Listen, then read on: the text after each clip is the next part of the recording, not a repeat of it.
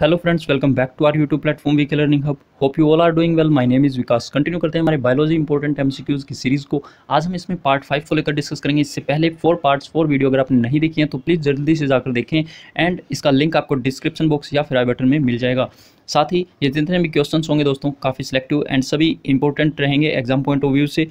इसके अलावा अगर आपका कोई सजेशन हो हमारे लिए या फिर आपके कोई क्वेश्चंस हो तो कमेंट बॉक्स में लिखना ना भूलें। तो चलिए शुरू करते हैं बिना देरी किए अपने इस वीडियो को और सीखते हैं काफ़ी कुछ नया आज के हमारे इस सेशन से। बिफोर दिस हमारे साथ रेगुलर बने रहने के लिए चैनल को सब्सक्राइब कर लें and press the bell icon for upcoming notifications, ताकि आपको ऐसे ही लगातार वीडियोज़ मिलती रहें। इसके अलावा अदर वीडियोज़ कंटेंट भी आप हमारे यूट्यूब चैनल पर देख सकते हैं। And share this video to your loved ones so that more people can join us. Video को अंत तक देखें एंड यूजफुल लगे, हेल्पफुल लगे तो लाइक करना ना भूलें। तो यहाँ पर आपके लिए फर्स्ट क्वेश्चन आपके स्क्रीन पर है गाइस। पूछा गया है कि if a couple has 3 daughters, what are the chances that the fourth child will be son?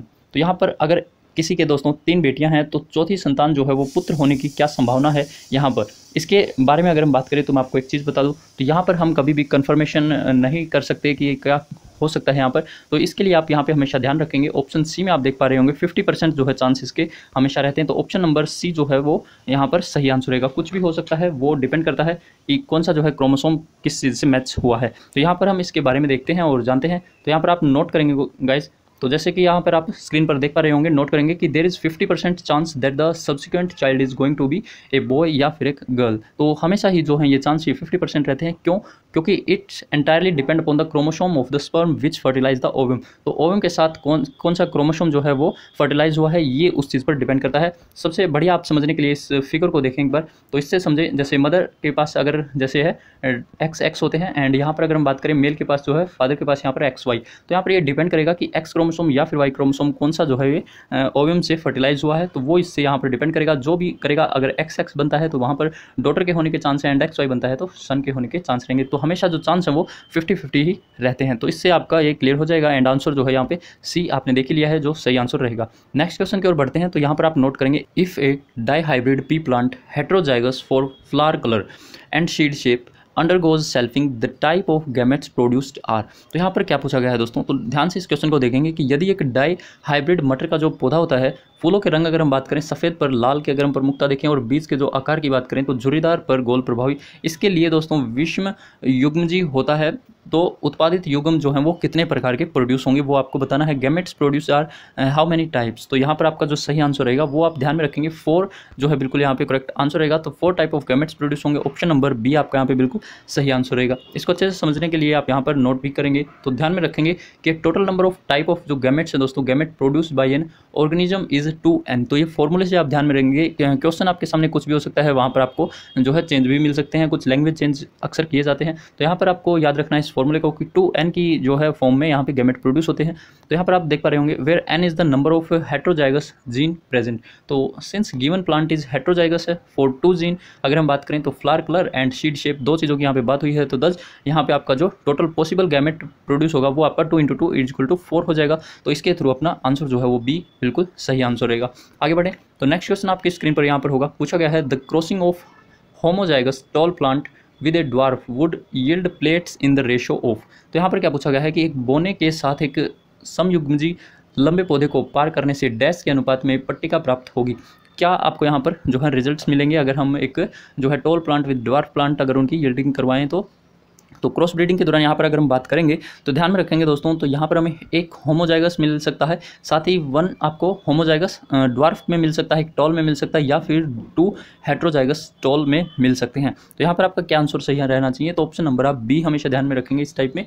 तो जब भी हम एक टॉल एंड एक ड्वार्फ प्लांट को क्रॉस करवाएंगे, क्रॉस ब्रीडिंग उनकी करवाएंगे, तो यहाँ पर आपके सामने ये रिजल्ट्स जो हैं वो आने की संभावना रहती है। तो ऑप्शन नंबर बी आपका बिल्कुल यहाँ पे सही आंसर रहेगा। इसके अलावा आप यहाँ से इमेज के थ्रू भी देख सकते हैं, कुछ इस तरह से जो है इस स्ट्रक्चर को आप समझ सकते हैं। जैसे एक टॉल अगर हम एक ड्वार्फ प्लांट को लेते हैं तो गैमेट्स जो हैं एक साइड से capital T and small t, तो उसके जो चांस होते हैं वो आपके या फिर टॉल या फिर ड्वार्फ तो रहने के ज़्यादातर चांस रहते हैं। तो यहाँ से हमने इस चीज़ को देख लिया है। नेक्स्ट बढ़ते हैं। अगला blue eye colour in human is recessive to brown eye colour. The expected children of marriage between blue eyed women and brown eyed male who had a blue eyed mother are likely to be. क्या पूछा गया है दोस्तों, question को अच्छे से पढ़ें and उसको समझने की कोशिश करेंगे। तो यहाँ पर आप ध्यान देंगे, पूछा गया है कि मानव में नीली आंखों का जो है रंग भूरे रंग की आंखों के रंग के लिए अप्रभावी होता है। तो यहाँ पर जो है ये काफ़ी एक तरह से डिफेक्टिव केस माना जाता है। तो यहाँ पर ध्यान देंगे, पूछा गया है कि नीली आंखों वाली अगर महिला हो और अगर भूरी आंखों वाले पुरुष हो जिनकी नीली आंखें वाली माँ थी के बीच विवाह की अपेक्षित संतान होने की संभावना है, तो किस तरह से जो है यहाँ पर चाइल्ड बोर्न जो होगा उसकी आंखें का रंग क्या हो सकता है। यहाँ पे एक चीज़ ध्यान देंगे, ऐसे केस में जो है दोस्तों एक आंख जो है वो ब्लू और एक आंख जो है ब्राउन होने के ज़्यादातर चांस रहते हैं। ये एक तरह से डिफेक्टिव केस में भी काउंट आएगा। तो फर्स्ट लाइन आप यहाँ पे देख भी पाएंगे, blue eye colour in human is recessive to brown eye colours. तो ये जो है मैच नहीं करता है। अगर किसी की जो है आंखें ब्लू है एक की और पेरेंट में, और एक की अगर ब्राउन है, तो वो दोनों मैरिड ना ही करे तो बेटर है। यहाँ पे ये बोला गया है कि क्योंकि उनसे होने वाले जो ऑफस्प्रिंग होंगे उनकी जो आंखों का अलग अलग कलर यहाँ पे क्रिएट होगा। तो यहाँ पर अगर हम ऑप्शन वाइज देखें तो यहाँ पर आप देख सकते हैं ऑप्शन नंबर डी में देखेंगे, one blue eyed and one जो है ब्राउन आइड जो है यहाँ पर उस ऑफस्प्रिंग की होने के ज़्यादातर चांस रहेंगे। तो ऑप्शन नंबर डी आपका बिल्कुल यहाँ पर सही आंसर रह जाएगा। तो यहाँ पर आप बाकी इस फिर से एक बार स्ट्रक्चर के थ्रू समझने की कोशिश करेंगे कि अगर पेरेंट्स में दोस्तों किसी एक की आंख जो है उसका रंग ब्राउन आई है एंड किसी एक का जो है वो ब्लू आई है, तो जो ब्राउन आई है उसको हम हेट्रोजाइगस बोलेंगे, और होमोजाइगस अगर ये दोनों जो हैं यहाँ पर इंटरकोर्स करते हैं तो उनके जो बेबी ऑफस्प्रिंग जो कलर होगा उनकी आंखों का, तो वो आप यहाँ पर देख सकते हैं ब्राउन ब्राउन या फिर ब्लू ब्लू के दौरान जो है आपका ये मिक्स हो जाएगा। और यहाँ पर जो है ये एक ऑप्शन नंबर डी यहाँ पर आपका सही आंसर माना जाएगा। तो one blue eyed and one brown eyed. Next बढ़ते हैं, अगला क्वेश्चन देखते हैं क्या पूछा गया है कि the genotype of A dominant parent is determined by crossing it with the recessive parent, this cross is called dash. और यहाँ पे बोला गया है कि प्रमुख माता पिता के जीनोटाइप को पुनरावृत्ति माता पिता के साथ पार करके निर्धारित किया जाता है, इस क्रॉस को हम क्या कहते हैं। तो इसको अक्सर दोस्तों क्या बोला जाता है, यहाँ पर आप ध्यान देंगे आंसर जो है बी सही रहेगा, टेस्ट क्रॉस हम इसको बोलते हैं। तो ऑप्शन नंबर आपका यहाँ पे बी जो है बिल्कुल सही आंसर रहेगा। टेस्ट क्रॉस हम इसको बोलते हैं, the genotype of A dominant parent is determined by crossing it with the recessive parents. Next आगे देखते हैं। तो यहाँ पर अगला क्वेश्चन आपके लिए है कि chromosome theory of heredity was postulated by, किसके द्वारा दोस्तों यहाँ पर ऑप्शंस में से आनुवंशिकता का गुणसूत्र सिद्धांत जो है वो दिया गया था। तो यहाँ पर अगर हम बात करें किस साइंटिस्ट का नाम यहाँ पर सही आंसर रहेगा, तो आपका ऑप्शन नंबर सी में देखेंगे, शोटन एंड बोवरी जो है यहाँ पे बिल्कुल आपका करेक्टली मैच करेगा। तो ऑप्शन नंबर सी जो है इंपॉर्टेंट क्वेश्चन है, तो ध्यान में रखेंगे सही आंसर होगा। एंड यहाँ पर आप नोट करेंगे इमेज भी आपके लिए यहाँ पर है, तो इनकी इमेज भी देख पाएंगे। पूरा नाम याद रखेंगे, वॉल्टर शोटन एंड यहाँ पर थियोडोर बोवेरी जो हैं are created with the developing the chromosomal theory of inheritance which state that chromosome carried the unit of heredity या फिर जीन्स जिसे हम बोलते हैं। इमेज के थ्रू यहाँ पे आप देखने की कोशिश करेंगे तो यहाँ पर ये हैं थियोडोर बोवेरी जो 1896, एंड यहाँ पर अगर हम बात करें वॉल्टर शोटन जो है 1902 के अकॉर्डिंग यहाँ पर इमेज यहाँ पे दी गई है। नेक्स्ट अगर हम बात करें, अगला क्वेश्चन आपके लिए यहाँ पे दिया गया है कि continuity of germ plasm theory by Weismann was proposed in. यहाँ पर जो वेजमैन है दोस्तों ये एक साइंटिस्ट का नाम है, इन्होंने जो है continuity of germ plasm theory जो है वो किस वर्ष दी थी, ये आपको यहाँ पे बताना है। सही आंसर आपका यहाँ पे रहेगा ऑप्शन नंबर बी, 1883 में 1883 में जो है इन्होंने अपनी ये थ्योरी प्रपोज की थी। एंड इसका आंसर जो है आप ध्यान में रखेंगे ऑप्शन नंबर बी आपका बिल्कुल सही आंसर रह जाएगा। कुछ इस तरह से इनकी तस्वीर है यहाँ पर आप देख भी पाएंगे। अगला क्वेश्चन डिस्कस करते हैं। नेक्स्ट पूछा गया है कि एलोसोम्स आर, तो यहाँ पे एलोसोम्स डैश हैं, क्या होते हैं, काफ़ी इंपॉर्टेंट है। यहाँ पर सही आंसर आपका होगा ये एक सेक्स क्रोमोसोम्स हैं, तो ऑप्शन नंबर आपका बी जो है बिल्कुल यहाँ पे सही आंसर रहेगा। एलोसोम्स आर सेक्स क्रोमोसोम्स होते हैं, तो यहाँ पर ऑप्शन नंबर बी आपका बिल्कुल सही आंसर रहेगा।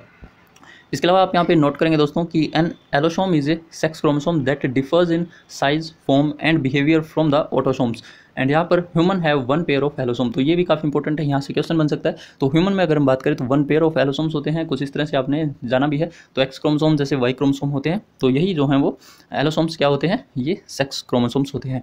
नेक्स्ट बढ़ने की कोशिश करेंगे, अगला क्वेश्चन हम यहाँ पे देखेंगे, काफ़ी इंपॉर्टेंट है।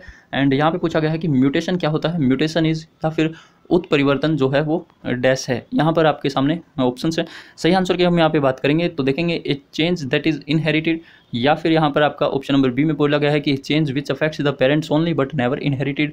यहाँ पर क्या आंसर आपका सही रहेगा, तो ऑप्शन नंबर ए ही जो बिल्कुल सही हो जाएगा, क्योंकि ये जो है दोस्तों इनहेरिटेड है and A change that is inherited, option number A will be the correct answer. Mutation is a change that is inherited. इसके अलावा थोड़ा सा हम और देखने की कोशिश करेंगे, तो यहाँ पर आप नोट करेंगे a mutation is a change in DNA sequence, तो ये काफ़ी इंपॉर्टेंट है यहाँ पर जो स्टेटमेंट दी गई है, एंड इससे भी क्वेश्चन बन सकता है। तो म्यूटेशन क्या है, एक तरह से चेंज इन डीएनए में चेंज आना ही जो है म्यूटेशन कहा जाता है। कुछ इस तरह से देख सकते हैं नॉर्मल जीन जो होता है वो कुछ इस तरह से स्ट्रक्चर्ड होता है, जबकि अबनॉर्मल जीन थोड़ा सा अलग स्ट्रक्चर्ड हो जाता है एंड उसको हम म्यूटेटेड जो है जीन बोलते हैं, तो म्यूटेशन उसमें हो जाती है। नेक्स्ट आपके लिए यहाँ पे क्या क्वेश्चन दिया गया है, recessive mutation are expressed normally, जो आवर्ती उत्परिवर्तन सामान्य रूप से डैश में व्यक्त किए जाते हैं, किस में किए जाते हैं, तो यहाँ पर आपका सही आंसर होना चाहिए इन होमोजाइगस कंडीशन में हम इनको काउंट करते हैं, तो ऑप्शन नंबर डी जो है बिल्कुल सही आंसर है, जगह इन homozygous condition will be the correct answer.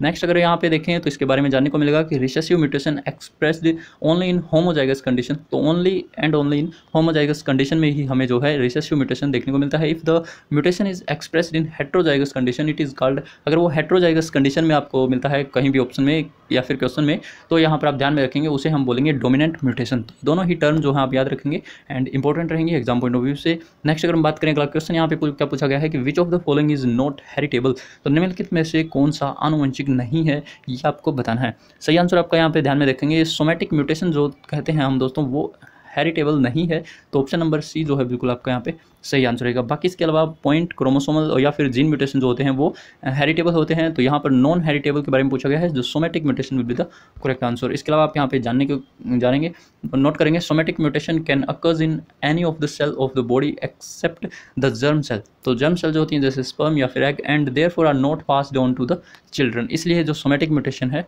वो नॉट हेरिटेबल है। अगला क्वेश्चन देख लेते हैं। नेक्स्ट में है कि which of the following is a mutagen, अब म्यूटेजन कौन सा है इनमें से आपको यहाँ पर एग्जांपल के तौर पर बताना है, तो यहाँ पर आपका सही आंसर क्या रहना चाहिए, तो ऑप्शन नंबर डी आप बिल्कुल सही कर लेंगे। HNO2 जो है बिल्कुल यहाँ पे सही आंसर है, तो option number D will be the correct answer. इसके अलावा आप यहाँ पे देख सकते हैं म्यूटेगन के बारे में, अनचेंज्ड DNA, जैसे ये नॉर्मल DNA है, यहाँ पर जो है ये इस DNA में चेंज आ चुका है, तो इसके बारे में जानने की कोशिश करेंगे। तो यहाँ पर आप रीड कर पाएंगे, नोट करेंगे कि एक म्यूटेगन इज ए सब्सटेंस या फिर एक एजेंट है जो कारण होता है DNA इम्पेयरमेंट का, that results in the alteration of the DNA sequence, this alteration of the DNA sequence is known as mutation, तो जो DNA में चेंज आना ही तो हम क्या बोलते हैं, उसको म्यूटेशन बोलते हैं। तो ये एक एजेंट के रूप में काम करता है, तो इसको हम शॉर्ट भाषा में agent causing mutation is called mutagen, तो ये भी आप डेफिनेशन के तौर पर इसको याद में रखेंगे एंड इंपॉर्टेंट रहेगा। नेक्स्ट बढ़े तो अगला क्वेश्चन यहाँ पे आपके लिए दिया गया है 13, the plant that was made popular by de Vries mutation theory, अगर हम यहाँ वह पौधा जिसे डी वराइज ने यहाँ पर उत्परिवर्तन सिद्धांत द्वारा लोकप्रिय बनाया गया था, तो कौन सा पौधा है, उस पौधे का नाम बताना है जिस पर इन्होंने काम किया था, साइंटिस्ट का नाम है दोस्तों ये। तो यहाँ पर आपका क्या सही आंसर होगा, option number B will be the correct answer. यहाँ पर आप देख पाएंगे ओनेथेरा जो लेमार्कियाना है दोस्तों, ये आपका बिल्कुल करेक्टली मैच करेगा, option number B will be the correct answer. इसके अलावा आप यहाँ पर इनके बारे में पढ़ सकते हैं, इनका पूरा नाम है ह्यूगो डी वराइज एंड यहाँ पर इनका जो कार्यकाल यहाँ पर देख सकते हैं कुछ इस तरह से, ये जो है फ्लावर, ये पौधा जो है ये देखने को मिलता है, आप यहाँ पर देख भी सकते हैं। इसके अलावा ही इज़ नॉन मेनली, ये किस लिए जाने जाते हैं दोस्तों, इन साइंटिस्ट का नाम फेमस है क्योंकि इन्होंने इस थ्योरी पर, इन चीज़ों पर काम किया है, जीन्स पर। इसके अलावा जो है rediscovering the law of heredity, इसके अलावा अगर हम बात करें म्यूटेशन के दौरान इन्होंने इंट्रोड्यूसिंग टर्म म्यूटेशन टर्म को जो है इन्होंने दिया है। इसके अलावा दोस्तों म्यूटेशन थ्योरी ऑफ इवोल्यूशन जो है वो इन्होंने ही डेवलप की है, तो यहाँ से ये आपको जानने को मिलता है एंड इसी सभी चीज़ों को आप याद रखेंगे। इस साइड में आप यहाँ पे ये पौधा भी देख सकते हैं जिस पर इन्होंने यहाँ पर नाम लिया था। नेक्स्ट अगर हम बात करें अगला क्वेश्चन यहाँ पे क्या पूछा गया है कि which of the following is an example of point mutation, तो हमने जैसे कि ऊपर भी देखा था, तो पॉइंट म्यूटेशन का अगर एग्जांपल की बात करेंगे तो यहाँ पर आपका सही आंसर रहेगा option C, sickle cell anaemia जो है बिल्कुल यहाँ पे करेक्टली मैच करेगा, तो option C will be the correct answer 14 का, तो ध्यान में रखेंगे एंड यहाँ पर कुछ इस तरह से आप इसके थ्रू देखने की कोशिश कर सकते हैं। नेक्स्ट अगर बढ़े अगला क्वेश्चन आपके लिए यहाँ पे होगा 15 में कि mutation use in agriculture are, कृषि में जो प्रयुक्त होने वाले उत्परिवर्तन हैं कौन कौन से होते हैं, इनमें से आप बताने की कोशिश करेंगे। तो यहाँ पर सही आंसर आपका होगा आर्टिफिशियली जो इंड्यूस्ड एंड रिसेसिव जो है बिल्कुल यहाँ पे आपका सही आंसर रहेगा, तो option number B will be the correct answer, ध्यान में रखेंगे ये काफ़ी इंपॉर्टेंट है। तो यहाँ पे अगला क्वेश्चन देख लेते हैं। इसके अलावा क्या पूछा गया है कि inheritance of total colour blindness is, कुल वर्णांधता डैश की वंशागति है, किसकी है, तो किस, ये एक तरह से यहाँ पर आप ऑप्शन में देख पाएंगे। सही आंसर आपका यहाँ पे एक्स लिंक्ड जो है बिल्कुल सही आंसर होगा। इसके अलावा यहाँ पे आपको एक्स क्रोमोसोम लिखा भी मिल सकता है, तो ऑप्शन नंबर ए आप बिल्कुल यहाँ पे सही आंसर करेंगे। Inheritance of total colour blindness is x linked. तो यहाँ पर आप कुछ इस तरह से देख सकते हैं parent without the gene and यहाँ पर जो है carrier mother who does not express the trait, कुछ इस तरह से जो है चिल्ड्रंस जो ऑफस्प्रिंग होंगे उनके यहाँ पर जो है रिजल्ट्स देखने को मिलते हैं। आगे बढ़े अगला क्वेश्चन यहाँ पे क्या दिया गया है कि a man his haemophiliac this indicates that he, तो यहाँ पर पूछा गया कि एक आदमी हीमोफीलियक है, यह दर्शाता है कि वह क्या है कि inherited the condition from his father, या फिर is afraid of site of blood, या फिर inherited the condition from his mother, या फिर is carrying parasite in his blood. तो यहाँ पर जो आपका सही आंसर रहेगा वो आप देखेंगे inherited the condition from his mother will be the correct answer. Option number c जो है आपका बिल्कुल यहाँ पे सही आंसर रहेगा। A man is haemophiliac, this indicates that the he inherited the condition from his mother. तो कुछ इस तरह से आप इस चीज़ को समझने की कोशिश करेंगे, नोट करेंगे। हेमोफिलिया क्या होता है दोस्तों? When blood can not clot properly. तो एक तरह से जो है बीमारी का ही काम करता है। यहाँ पर जो ब्लड होता है वो क्लॉटिंग करना बंद कर देता है, तो उसको हम हेमोफिलिया बोलते हैं। एंड यहाँ पर आप देख सकते हैं एक्सेसिव ब्लीडिंग हो सकती है यहाँ पे, external and internal occurs after an injury और डैमेज। तो कुछ इस तरह इमेज में भी आप दिखाया गया है, तो इसको अच्छे से समझ सकते हैं, काफ़ी इंपॉर्टेंट है। नेक्स्ट अगर हम बढ़ें, अगला क्वेश्चन यहाँ पे क्या पूछा गया है कि genes located on Y chromosome are. तो वाई गुणसूत्र पर स्थित जीन डैश हैं, कौन से होते हैं दोस्तों? यहाँ पर अगर हम सही आंसर की बात करेंगे तो ध्यान रखेंगे होलोएंड्रिक जीन जो है बिल्कुल आपका यहाँ पे सही आंसर रहेगा। ऑप्शन नंबर डी आप यहाँ पे टिक मैच कर लेंगे, जो आपका बिल्कुल सही आंसर रहेगा। तो genes located on Y chromosomes पर आप ऊपर जो है जीन्स देखने को मिलते हैं, उनको हम होलोएंड्रिक जीन्स बोलते हैं, तो ये आप ध्यान में रखेंगे। इसके अलावा नेक्स्ट क्वेश्चन की ओर बढ़ते हैं। क्वेश्चन है बर बॉडी इज ड्राइव्ड फ्रॉम। जो बर बॉडी है किससे लिया गया है इसमें से? तो यहाँ पर अगर हम सही आंसर की बात करेंगे तो इसको समझने की कोशिश करेंगे। यहाँ पर सही आंसर आपका होगा एक्स क्रोमोसोम इन फीमेल से जो है यहाँ पर हमने इस टर्म को लिया है, बर body is derived from x chromosome in females. तो ऑप्शन नंबर सी आपका बिल्कुल यहाँ पे सही आंसर रह जाएगा। तो यहाँ पर आप नोट भी कर सकते हैं कि Barr body is the inactive X chromosome है जो found in female somatic cell के अंदर। तो इस स्टेटमेंट को आप जरूर से ध्यान में रखेंगे। नेक्स्ट क्वेश्चन क्या पूछा गया है कि हेट्रोसिस क्या है? हेट्रोसिस अगर हम बात करें दोस्तों तो ये क्या है? यहाँ पर ये हाइब्रिड वाइगर है दोस्तों। ऑप्शन नंबर बी आप यहाँ पे नोट कर सकते हैं। तो हाइब्रिड वाइगर जो है इसको हम हेट्रोसिस को बोलते हैं। एंड यहाँ पर कुछ इस तरह से देख सकते हैं, वैरायटी एक तरह से वैरायटी में काम करता है। तो यहाँ पे नोट करेंगे आप, इसके थ्रू देखेंगे कि heterosis refers to the phenomena that progeny of diverse varieties of a species. या फिर अगर हम जैसे क्रॉस ब्रीडिंग करवाते हैं तो उसके दौरान जो वैराइटीज़ प्रोड्यूस होती हैं उसको हम यहाँ पे हेट्रोसिस बोलते हैं। तो यहाँ पर आप देख सकते हैं between species exhibit greater biomass speed of development and fertility than both parents. तो यहाँ पर इस चीज़ को ध्यान में रखेंगे। नेक्स्ट बढ़ते हैं, अगला क्वेश्चन क्या पूछा गया है कि pure line selection results in retention of desired character dash. तो यहाँ पे पूछा है कि शुद्ध लाइन चयन के परिणाम स्वरूप डैश वांछित वर्णों का प्रतिधारण होता है। तो फॉर 1 जनरेशन या फिर 2 जनरेशन या फिर सेवरल जनरेशन। तो यहाँ पर आपका सही आंसर होगा फॉर सेवरल जनरेशन। काफ़ी जो है वंशानुगत है दोस्तों। तो सेवरल विभिन्न जनरेशन्स तक जो है यहाँ पर आपको देखने को मिलता है। Pure line selection results in retention of desired character for several generation. तो यहाँ पर नेक्स्ट क्वेश्चन आपके लिए बढ़ते हैं और पूछा है कि which of the following have equal number of chromosomes. तो निम्नलिखित में से किस में समान संख्या में गुणसूत्र होते हैं, किस में होते हैं? तो यहाँ पर अगर हम बात करें सही आंसर आपका होगा क्लाइनफेल्टर सिंड्रोम एंड यहाँ पर जो डाउन सिंड्रोम है। ऑप्शन नंबर आपका ए जो है बिल्कुल यहाँ पे सही आंसर रहेगा। इन दोनों ही सिंड्रोम में जो है आपको दोनों ही कंडीशंस में दोस्तों यहाँ पर आपको इक्वल नंबर ऑफ क्रोमोसोम्स देखने को मिलते हैं। तो ऑप्शन नंबर ए जो है आपका बिल्कुल सही आंसर हो जाएगा। अगला क्वेश्चन की ओर देखते हैं। तो पूछा गया है कि RH factor drives it's name from. तो RH कारक का नाम डैश से लिया गया है। तो अगर हम यहाँ पे बात करें तो ये कहाँ से लिया गया है? तो ये मंकी से लिया गया है। ऑप्शन नंबर ए आप देखेंगे जो बिल्कुल सही आंसर रहेगा। काफ़ी इंपॉर्टेंट है, एग्जाम में अक्सर पूछा जाता है। तो RH factor drives it's name from monkey. Option number A जो है बिल्कुल आपका यहाँ पे सही आंसर रहेगा। तो RH फैक्टर क्या कहता है दोस्तों? यहाँ पर आप देख सकते हैं RH फैक्टर की फुल फॉर्म रेसिस फैक्टर हम इसको बोलते हैं, derived from the rhesus monkey. And यहाँ पर इसका नाम भी साइंटिफिक नेम भी आप यहाँ पे देख सकते हैं जो मंकी से लिया गया है। नेक्स्ट क्वेश्चन क्या पूछा गया है कि the DNA is the genetic material was proved conclusively by. कि निम्न में से किस साइंटिस्ट के द्वारा ये जो है दोस्तों प्रूव किया गया कि DNA आनुवंशिक पदार्थ है? तो यहाँ पर किसके द्वारा किया गया? ये जो है किया गया था दोस्तों हर्शे एंड चेज के द्वारा। ऑप्शन नंबर आपका बी जो है बिल्कुल यहाँ पे करेक्टली मैच करेगा। तो ऑप्शन नंबर बी आपका यहाँ पे सही आंसर रहेगा, ध्यान में रखेंगे। नेक्स्ट यहाँ पे आप इमेज में देख सकते हैं। नेक्स्ट अगर हम बात करें, अगला क्वेश्चन आपके लिए यहाँ पे लिया गया है कि Watson and Crick compose the model of DNA structure in. तो वाटसन और क्रिक ने DNA संरचना के मॉडल की रचना की थी कब? तो ये की गई थी दोस्तों यहाँ पर 1953 में। तो ऑप्शन नंबर ए जो है आपका बिल्कुल यहाँ पे सही आंसर रह जाएगा। काफ़ी इंपॉर्टेंट है। वाटसन एंड क्रिक के द्वारा यहाँ पर जो मॉडल ऑफ DNA स्ट्रक्चर दिया गया वो 1953 में दिया गया था। कुछ इस तरह से इनकी इमेज में आप यहाँ पर देख सकते हैं। एंड ये DNA स्ट्रक्चर कुछ इस तरह से दिया गया था इन दोनों के द्वारा। तो ये काफ़ी इंपॉर्टेंट क्वेश्चंस हैं एंड इन सभी को आप जरूर से 1 से 2 बार आप देखेंगे तो आपको याद भी हो जाएंगे। तो यही था दोस्तों आज का हमारा इंपॉर्टेंट सेशन। कैसा लगा एक बार लाइक एंड कमेंट कर जरूर बताएं दोस्तों। इसके अलावा आप other topic videos regular current affair monthly जरूर देखें। अगर आप रेगुलर जुड़े हुए हैं तो किसी भी एग्जाम में आपको करंट अफेयर को लेकर कभी प्रॉब्लम नहीं होगी। तो hope you enjoy this video. तो मिलते हैं नेक्स्ट वीडियो में। Till then live your life, live your dreams. Thanks for watching.